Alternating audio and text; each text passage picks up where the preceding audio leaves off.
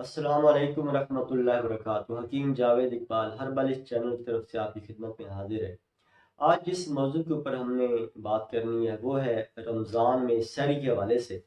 کہ سحری کے اندر ہم کون سی ایسی غذا کا استعمال کریں جو کہ ہمارے جسم کو کمزور بھی نہ ہونے دے اور ہمارے جسم کو توانا بھی رکھے، اور تاکہ پورا مہینہ جو ہے یہ روزہ ہم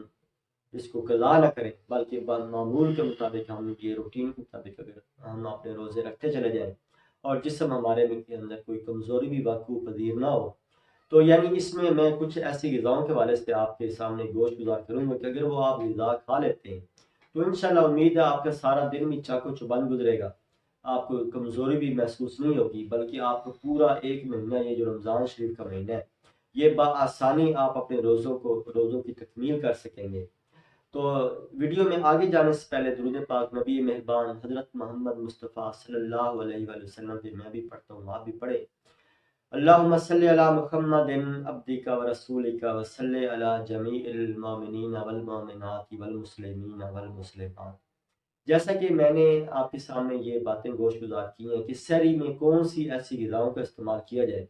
جس سے ہمارے جو سحری جو ہے وہ بھرپور ہو اور پورا دن ہمیں کسی قسم کی کوئی کمزوری جسم کے اندر وقوع پذیر نہ ہو۔ تو اس میں آپ ڈیلی روٹین میں بھی کر سکتے ہیں، لیکن اگر آپ اس میں کوئی وقفہ ڈالنا چاہتے ہیں کچھ دن استعمال کرنے کے بعد تو ایسا بھی کر سکتے ہیں آپ۔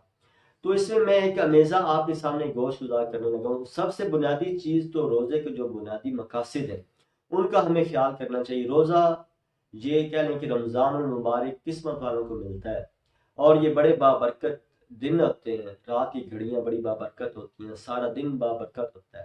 خاص طور پہ اللہ رب العزت کی ذات فرماتی ہے کہ سحری کے اوقات کے اندر میں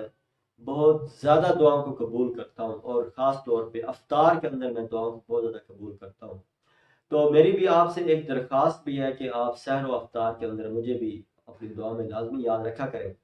تو اس میں تمام امت مسلمہ کو بھی یاد رکھیں، تمام مسلمانوں کے لیے دعا کریں، اللہ تعالیٰ تمام مسلمانوں کو خیر و عافیت سے رکھے، غلبہ اسلام فرمائے۔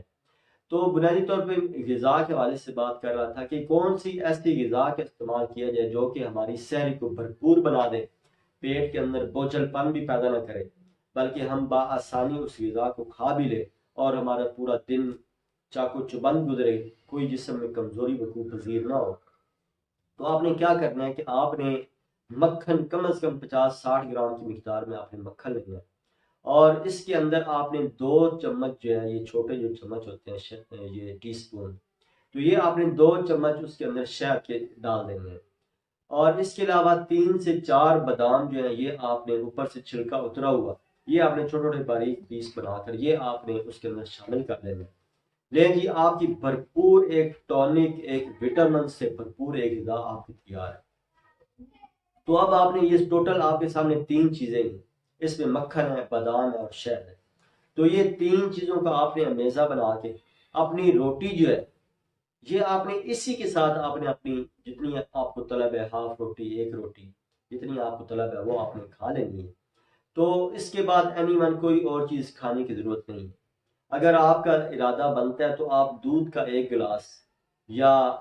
دودھ 1 گلاس کے اندر آپ شہد کا 2 سے 3 چمچ آپ ڈال کے اس کو اچھی طرح حل کر کے وہ آپ پی سکتے ہیں تقریباً 10-15 منٹ کے وقفے سے۔ تو یہ اگر آپ لگاتار یہ آپ کرتے ہیں تو انشاءاللہ یہ سارا دن آپ کا بھرپور گزرے گا، جسم کے اندر کوئی کمزوری آپ کو واقعہ آپ کو پیش نہیں آئے گی، بلکہ پورا مہینہ آپ کہیں گے کہ میں بالکل ایکٹیو ہوں، کوئی جسم کے اندر کوئی کمزوری وقوع پذیر نہیں ہوں۔ تو اس لیے سادہ غذا کھائیں، نہ کہ آپ فیٹ سے بھرپور مرغن غذاؤں کا استعمال آپ سحری کے اوقات میں کریں اور پھر سارا دن آپ پیٹ کے بوجھل پن میں آپ مبتلا رہیں، بلکہ سارا دن آپ کو پیاس کی شدت محسوس رہے، آپ کا دل جلتا رہے، آپ کی معدہ جلتا رہے، آپ کا جگر جلتا رہے، تو یہ تو کوئی بات نہ ہوئی۔ بلکہ جب ایسی شدت ہیٹ جسم کے اندر بڑھ جاتی ہے تو لازمی بات ہے پھر پیاس کی شدت بھی بڑھتی ہے، جو کہ ایک روزہ دار کے لیے کوئی مناسب نہیں ہوتا۔ تو اس لیے سادہ غذا آپ اختیار کریں، اور یہ جب آپ غذا کھائیں گے تو انشاءاللہ اللہ کے حکم سے آپ دیکھیں گے کہ آپ کو جسم کے اندر کمزوری بھی محسوس نہیں ہوگی، سارا دن آپ کو پیاس کی شدت بھی محسوس نہیں ہوگی، بلکہ آپ کے سارا دن بآسانی گزر جائے گا اور بآسانی آپ افطار کر لیں گے۔ اللہ تعالیٰ ہم سب کو شفائے کلی عطا فرمائے۔ اللہ تعالیٰ نے یہ جو ہمیں رمضان کی بابرکت گھڑیاں عنایت فرمائی ہیں، ان میں اپنے لیے اور اپنے احباب کے لیے ہمارے لیے دعائیں لازمی کیا کریں، اور تمام بیماروں کے لیے لازمی شفا کریں کہ اللہ تعالیٰ سب کو شفا کلی عطا فرمائے۔ السلام علیکم ورحمۃ اللہ۔